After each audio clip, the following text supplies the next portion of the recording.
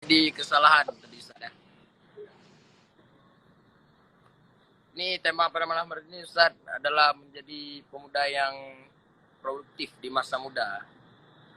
Bagaimana Ustaz pendapat terhadap tema dulu Ustaz? Nanti baru Ustaz jelaskan tentang menjadi pemuda yang produktif. Sebelumnya mungkin dipanggil nggak perlu dipanggil Ustaz, kita sharing sama muda-muda sini kan. Di foto poster mungkin foto ada peci mungkin karena memang kekhususan Indonesia setiap presidennya menggunakan songkok mungkin di foto yang pakai ini ya. Jadi kita sama-sama lah. Jadi mengenai produktif kalau kita bilang sebetulnya tidak perlu banyak dibahas. Kenapa? Karena itu sudah dicontohkan oleh tim Sok Pro. Kenapa bisa dibilang begitu? Kreativitas yang tim buat, mereka dari kalian awal membuat bentuk tim ini, kalian membuat kegiatan-kegiatan secara online, itu adalah salah satu hal yang bermanfaat yang dianggap produktif di masa muda. Yang mana ini bisa menjadi contoh bagi kawan-kawan yang lain. Karena kalau dibahas tadi masalah produktif, ya sebetulnya udah ada contohnya, tinggal diikuti saja nih. Ya,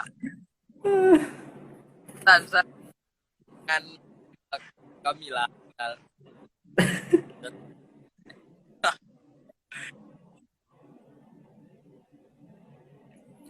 Mungkin bisa diulang karena ada jaringan nih putus-putus nih. Oh, mungkin contoh untuk pemuda yang produktif selain dari Sok Pro Ustaz. Oke. Gimana? Sebetulnya kalau keluar dari lingkungan Sopro kita bilang lah ada banyak kegiatan di luar sana yang memang bisa kita bergabung dengan mereka ataupun bisa disederhanakan kita bisa bergabung dengan organisasi ataupun kegiatan-kegiatan sosial di masyarakat yang mana itu menjadi pemicu utama kita untuk terus beraktivitas dan berkreativitas. Karena kalau kita hanya sendiri di kamar ya dengan handphonenya, laptopnya ataupun kutu buku di kamar, memang mungkin produktif sebagian orang mengatakan, tapi yang lebih produktif dan kreatif itu ketika kita mengeluarkan tenaga kita, ketika kita berbaur dengan masyarakat luar dan kita bisa membantu sesama, itu mungkin lebih efektif dalam kehidupan kita. Supaya banyak kawan Ustaz ya kan. Kalau produktif itu kan banyak kawan. Ya, benar. Selain itu bagaimana pendapat ini nggak usah panggil Ustaz, gimana kita panggil Bang kan? Kan kita Boleh. sebagai pemuda nih, nggak usah Ya, sebagai Ustaz. ya. Terus pulang sholat maka pakai kok. Ya tuh sifat produktif tuh gimana Bang? Kan kami ini misal kami alumni pesantren, mungkin kami mudah dalam itu nih untuk saran untuk pemuda-pemuda yang sekolahnya di luar pesantren atau gimana tuh Bang? Ah, saran untuk kawan-kawan yang di luar sana mungkin bagi kawan-kawan yang mungkin dari basic pesantren, background pesantren mungkin memang sudah dipaksakan untuk aktif dalam pesantren ya. Walaupun kita dengan kemageran kita memang para ustadz di asatid di asrama pasti lebih memaksakan kita untuk kita lebih baik ke depan. Namun gimana nih orang-orang di luar yang di SMK, SMA yang non asrama sama mereka di setiap sekolah sudah pasti ada namanya OSIS dan beberapa madrasah ada yang namanya Rohis, Rohani Islam. Ya. Jadi ada OSIS yang secara umum organisasi siswa. Di situ memang banyak diajarkan beberapa hal. Ketika kita ikut berpartisipasi, pasti akan ada namanya rapat kegiatan. Ketika kita melaksanakan kegiatan, ada kepanitiaan. Dari situlah kita belajar beberapa hal sehingga ketika kita selesai dari sekolah tersebut nantinya ada beberapa dasar ilmu yang sudah kita miliki itu yang bisa menjadi acuan kita ketika tamat. Jadi kita bisa nanti, oh kita udah paham cara bicara yang sopan gimana, sosial gimana. Jadi ketika tamat kita bisa praktekkan ke orang-orang di masyarakat sekitar. Oh, oke Ustaz.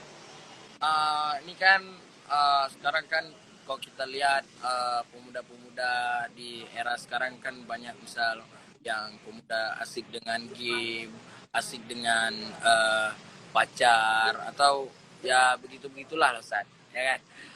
Itu abang kita, kita, kita merubah pemuda-pemuda Aceh ini supaya bisa bermanfaat bagi orang lain. Saran yang terbaik nih bang. Saran terbaik. Jadi secara sederhana mungkin bagaimana cara mengubah itu sangatlah sulit karena pada dasarnya untuk produktif itu bukanlah dari teori, tip dan trik ketika kita mendengar video motivator dan berbagai macam yang namun inti pada dasarnya adalah praktek dari kita. Karena kebiasaannya kita banyak dapat ilmu. Oh, bangun pagi jam sekian, kemudian baca buku, olahraga, kemudian jalan-jalan, healing sebagainya. Namun konsisten itu nggak ada. Jadi sama misalkan salat duha. Semua orang tahu banyak manfaat, banyak keutamaan. Namun hanya kita langka melihat orang-orang yang bisa konsisten dengan salat duhanya. Memang banyak orang salat duha hari ini. Nanti minggu depan, mungkin bulan depan, mungkin tahun depan atau waktu bulan Ramadan.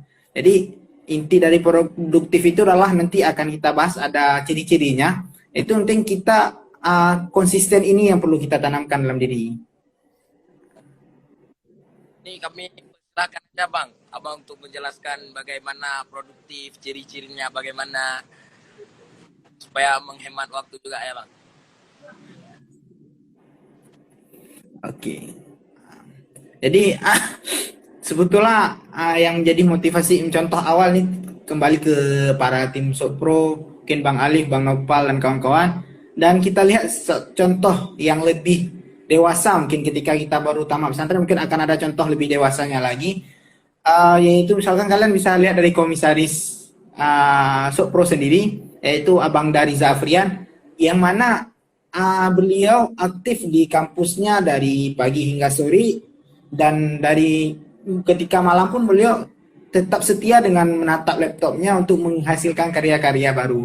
Ini ialah salah satu hal yang produktif yang mana beliau melakukan di usia beliau yang masih muda. Karena dianggap muda ketika kita umur 17 sampai 30. Karena ketika sudah kepala 3 atau 30 ke atas itulah baru mulai kehidupan kita. Jadi di usia muda itu sudah menjadi contoh bagi kita semua. Dari komisaris Sopro yang sendiri dan banyak orang-orang lain yang menjadi contoh. Itu salah satunya bagaimana cara kita aktif. Jadi kalau membahas mengenai produktif itu bukan dari secara umum, dari Islam sendiri kita sudah diajarkan ataupun sudah ada dalil-dalilnya. Misalkan ada salah satu hadis yang membahas yang artinya hanya ada 7 golongan yang akan mendapat naungan Allah pada hari kiamat, yang mana tidak ada naungan lain ataupun tidak akan ada bantuan selain dari naungan Allah. Yang salah satu dari 7 itu sebetulnya ada 2 poin yang membahas tentang pemuda. Yang pertama yaitu pemuda yang lahir ataupun tumbuh di masjid ataupun secara konteksnya itu yang hidup dalam keadaan beragama. Yang kedua kemudian yang ketika sendiri dia merasa banyak bersalah, merasa berdosa dan sedih, menangis karena dosa-dosanya. Namun poin yang kita ambil yang pertama yaitu yang tumbuh di dalam masjid. Jadi banyaklah sekarang kalangan anak muda ini, imam-imam muda, dan kayak Bang Alif pun imam muda di Masjid Al-Falah Sigli dan kawan-kawan yang lain. Jadi ketika kita bahas masalah kehidupan di masjid, sekarang sangat ramai pemuda-pemuda yang jadi khadam masjid, pengurus masjid dan sebagainya. Itu adalah salah satu hal positif yang dibuka pintu oleh orang tua.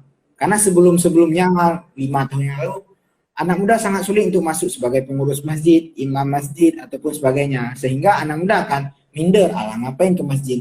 Nanti ditolak saat dikasih orang tua. Tapi sekarang mereka udah mulai fair sama kita yang tua ini, jadi membuka salah satu pintu, oh anak muda ini harus kita berdayakan. Mereka sebetulnya yang lebih mampu mungkin dari kita. Sehingga kalau salah satu cara produktif itu ketika kita mengaktifkan diri dalam kegiatan-kegiatan masjid. Ada nanti ketika peringatan Hari Besar Islam, ada maulid di masjid. Ketika kita akan dekat dengan momentum kurban, kita aktif ketika pelaksanaan kurban dan berbagai hal lainnya. Itu adalah salah satu hal produktif ataupun salah satu cara untuk kita bisa aktif dan tidak malas di usia muda kita. Namun kan bertanya-tanya nih, apa harus di masjid saja? Bagaimana kami yang kurang pengetahuan agama.